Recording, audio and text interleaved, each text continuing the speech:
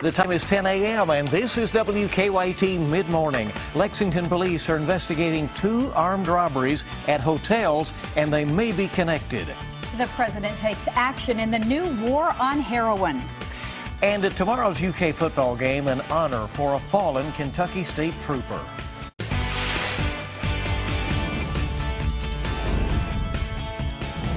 This is WKYT Midmorning. Good morning and welcome. It is Friday, September 16th. Doesn't that sound good? I'm Yes, Bill it does. Bryant. And I'm Barbara Bailey. You know, I hope at that game tomorrow, because they've got a lot of special things planned, honoring the state police officer and all. Rain? Yeah. No, we don't need it at that time. It looks like, though, that's when the greatest chance tomorrow is. Let's check in with meteorologist Micah Harris. Good morning. Hey, good morning, guys. What we're going to be seeing later on this afternoon, maybe even a couple of rumbles of thunder, but like you guys were talking about, the bulk of the rain actually comes this weekend. There's live sky camera. Things look pretty good right now. And temperatures are knocking on the door of 80 degrees here in Lexington. The rest of us sitting there in the mid to upper 70s. Now we get into your afternoon. We're at 87. Like I said, a couple of rumbles are possible there for Friday night football. We're going to go into that, and I'll show you when they arrive. And also, obviously, your weekend forecast. That's coming up. Here's the latest from WKYT at mid-morning. Lexington police are warning hotel and motel owners to be very cautious today following 2 armed robberies. Now, the first happened at the Red Roof Inn on Wilhite off Nicholasville Road. The second just a short time later at Doubletree Hotel off Richmond Road. Police believe both robberies are connected. They tell us both suspects' descriptions are very similar.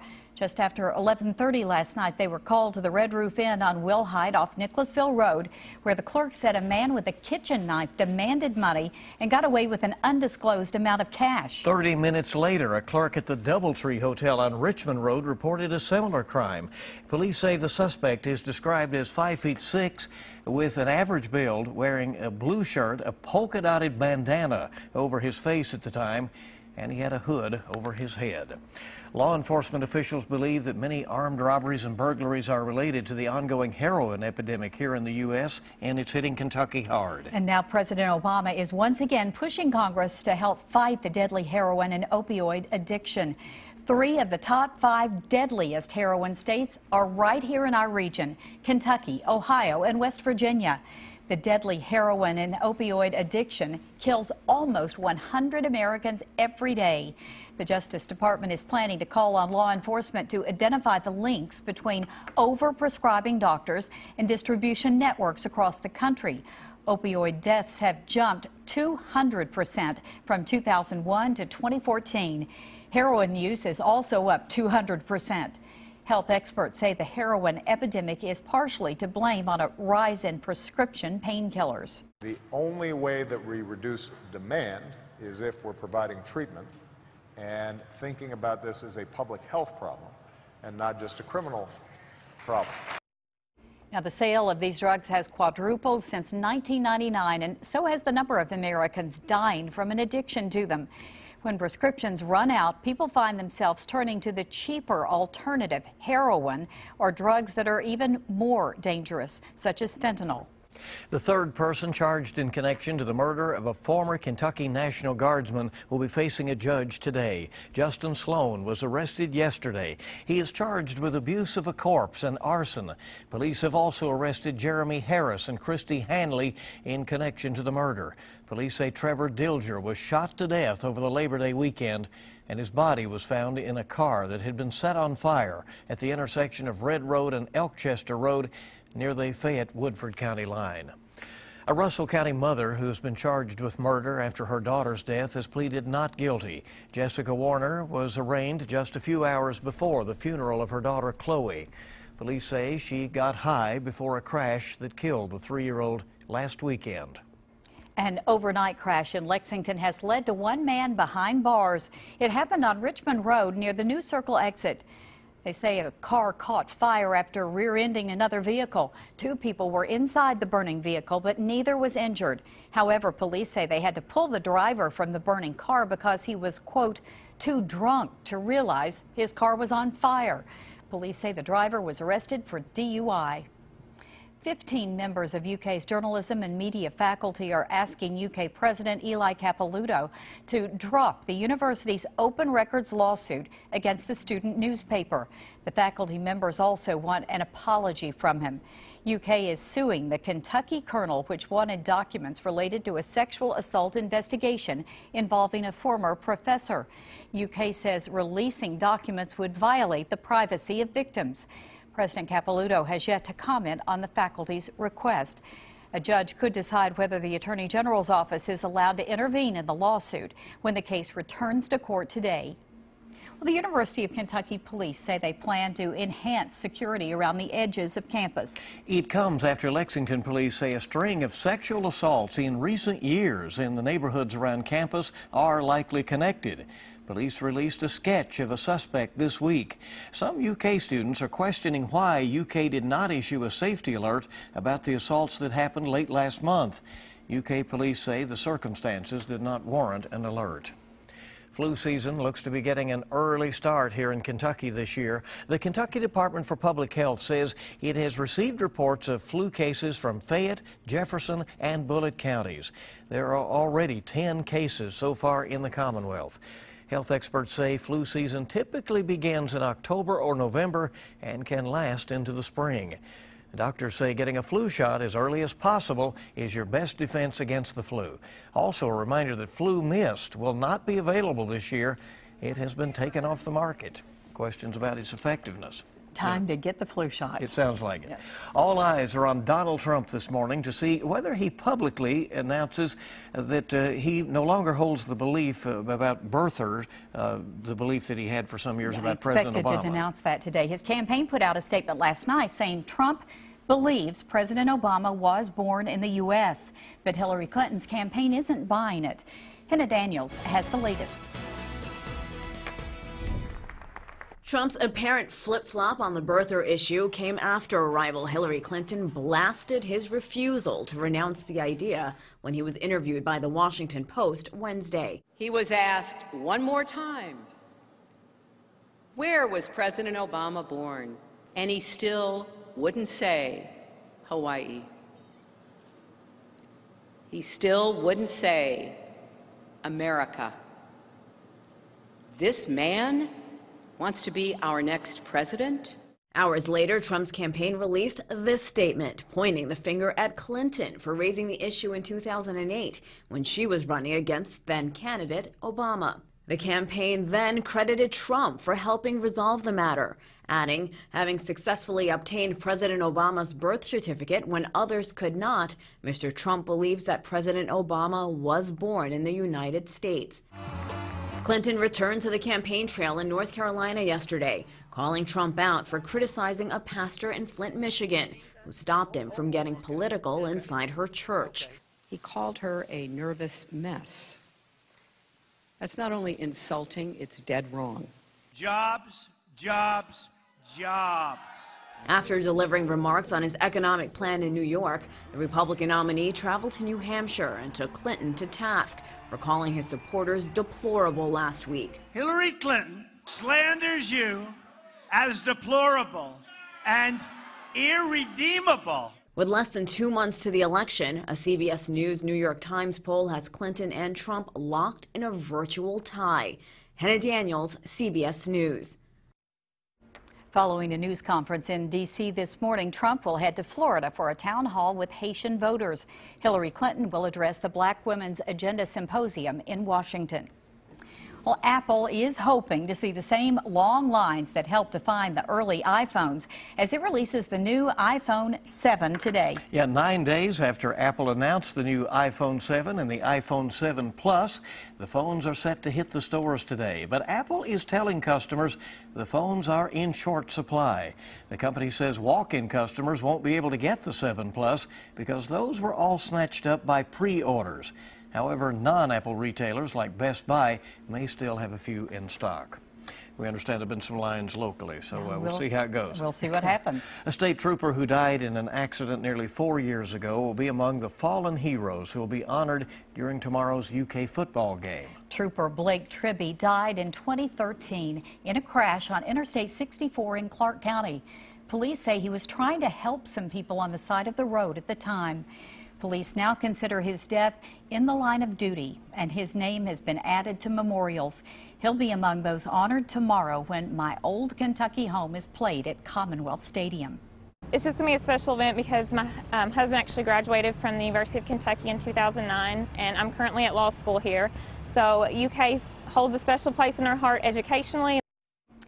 Now, the Tribby family is planning to tailgate before the game as a way to celebrate Trooper Tribby's life with all of their friends.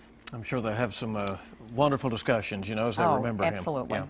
Well, keep it right here this mid-morning. We'll take you to Massachusetts, where a dinosaur has been saved from extinction. We'll have that. And also, the boss is making the media rounds talking about his new autobiography. It's calm and dry right now, but we are looking at some showers back toward western Kentucky, heading our way, and we'll see when that actually makes its way into the region. Coming up next. Now, your zone-by-zone forecast with meteorologist Micah Harris. Not much going on early this morning and really toward the afternoon. Yeah, here comes some showers and thunderstorms into the forecast. Defender Radar Network, there's your look. And it looks pretty active back toward the west of us. But what's going to happen here is we're going to start to see, once we get into the heating of the day, start to see around 65 here in the next few hours. Some of these showers and thunderstorms spark up, and then they will make their way into our region later on today. So it's not a great chance of rain, but it's a decent shot at it, about 40% chance there across the region later on this afternoon. 87 degrees there in the forecast. I'd say anywhere from 3 p.m.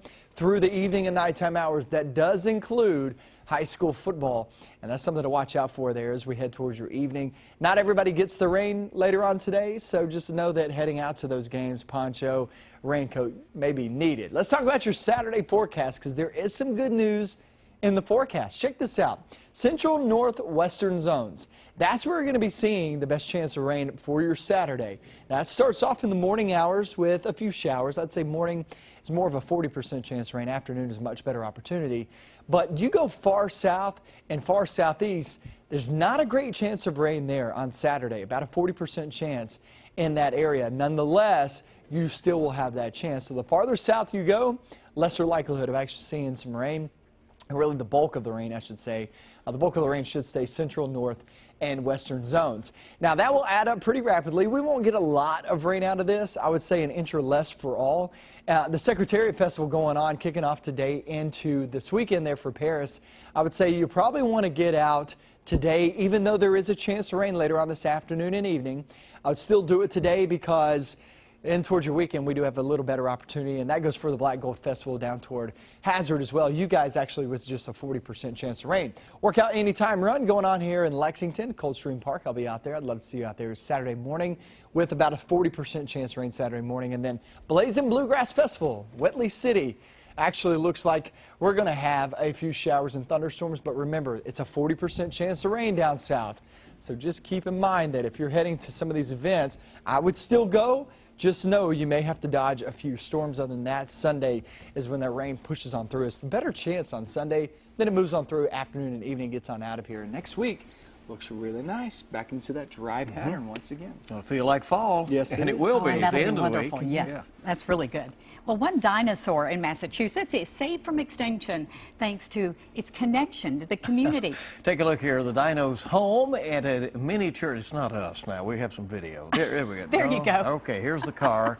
Is this? Yeah, there's the dinosaur. All right, the dino's name at a miniature golf course was bought out by a land developer there where he was staying. Instead of putt-putt, there's going to be swanky hotels and places to shop and eat, and some locals were worried that the dinosaur would, you know, go the way of the dinosaurs. Well, the developer who bought the land also bought the big orange dinosaur and is promising to keep it on the property. So the landmark in Saugus, Massachusetts, is going to stay right where he belongs. Worry no more. The orange dinosaur is there. Some call him the Saugosaurus, by the way. I like that a lot. There you go. Yeah, so he gets to stay. Very distinctive. Ron Howard takes on the Beatles. Also a look behind the scenes at the Emmys.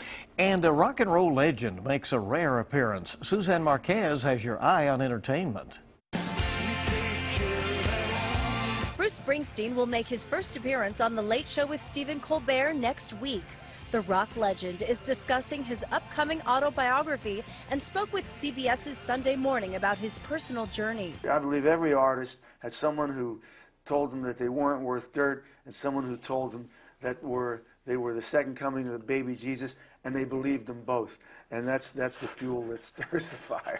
Springsteen's memoir, Born to Run, will be on sale later this month. Director Ron Howard explores the early years of the Beatles in a new documentary. Eric, here is the American public. I'm John. You're John. The film features rare footage from the 1960s when Beatlemania was at its height. All the screaming and the craziness was coming in at the same time as all the success, which is what we wanted, so we couldn't complain. But it got out of hand. And the story is that in the end, it kind of forced us off the road. The Beatles, 8 days a week, the touring years, hits theaters today and will be available on Hulu Saturday.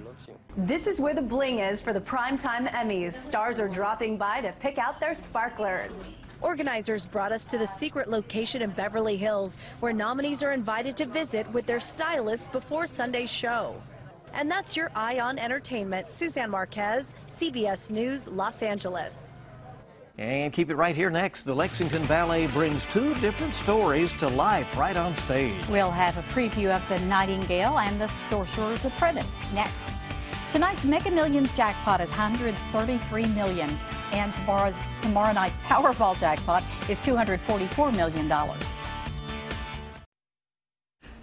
Welcome back in. It is always a magical night when the Lexington Ballet takes the stage. That's right, and we're going to learn more about it from Luis Dominguez, the director of the Lexington Ballet, also Jake Lowenstein. So we're very happy that you're here. Thank you so much Tell us all about Yeah, it. what's It always is a magical evening with It ballet. always is. Well, this particular performance will be because it's live music.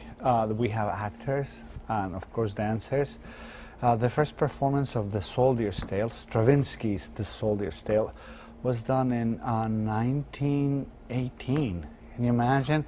And it is a very relevant. I think here in our part of the country we have a connection with that story. It's an old Russian tale. But you know, Charlie Daniels, The Devil Went Down to Georgia, that song. Yeah. It's basically it is that story, you know. Really? But the Jake here is playing the soldier, and who trades his soul Sort of to the devil, huh? for gain, you know, for a book right. that tells the future. What a great role for you to play. What's it like? It's been a lot of fun. It's been really challenging. I mean, in most ballets there's a lot of acting, but in this one especially there's a lot of acting. And then we have actors that are behind us while we're dancing, so they're reading the story and we're interpreting it through our bodies, and it's been really fun. And it's been really cool because we're not just dancing to music. There's sometimes where we're just dancing to words. Yeah. And so yeah, so I sell my soul, and I'm told it's going to be for 3 days, and when I come back, it hasn't been 3 days. It's been 10 years. And so it's been a fun challenge to really show how hard that is. Oh, yeah, I can imagine. And you know, the live music component of it, it's a septet with a conductor led by Daniel Mason, who's the first violinist of the Philharmonic. He's wonderful. We've worked with him before. He's always very eager to work, and when I pitched him the Stravinsky Soldier's Tale, it didn't take too much of convincing because everybody really wants to do the full. It doesn't get done too much. So when is it going? When can people see this? Thank you. Yes, the 23rd and the 24th of September, not this weekend, the following weekend at the Downtown Arts Center. And go get your tickets because limited. It's limited. People will want to seating. see this, I'm sure. Thanks for coming. Thank you so much for having us. With it. And we hope you'll keep it here on Mid-Morning. We're back in just a moment. We'll check in with the Mr. Food Test Kitchen. As we wrap up our week-long tribute to retro school cafeteria lunches, I knew we needed to include a staple that was on the menu almost every Friday. It's fish sticks, but rather than making them exactly like they did back in the day, which were often pretty plain, we thought we'd give them an up-to-date twist. We start off by cutting about 1.5 pounds of fresh cod or haddock into 1-inch strips. Now, instead of simply dipping these in beaten eggs like the cafeteria ladies used to do, we dip ours in some ranch dressing, which will give these a ton of flavor. And forget coating them in plain old breadcrumbs, because we're rolling ours in finely crushed potato chips that we seasoned with a few off-the-shelf spices. Once they're coated, we'll pop them in the oven for 20 minutes or so until the fish flakes. Let me tell you, these are way better than the fish sticks I had in school. And when you serve these with the typical go-alongs, get ready for a dish that'll make the grade. The updated version for our cafeteria fish sticks is online now, along with all of our retro cafeteria recipes from this week. I'm Howard in the Mr. Food Test Kitchen, and I hope you had as much fun as we did, 'cause, ooh, it's so good. Okay. The lunch trays this week is what nice it's little been. Kind of fish. fun. Not all that bad. Okay, let's talk about if we can grill out. If we can go out to eat without getting rained on, go to these football games. Well, I'll tell you this. I would say anytime after 3 p.m. today is the possibility of a couple of rumbles of thunder passing on by, especially back toward the west and southwest. And then we're really going to focus in on when does the rain move through during the weekend. I'll have that coming up at noon. All right. We'll update you on that and have all the latest news. We hope you join us on WKYT News at noon. We'll see you then.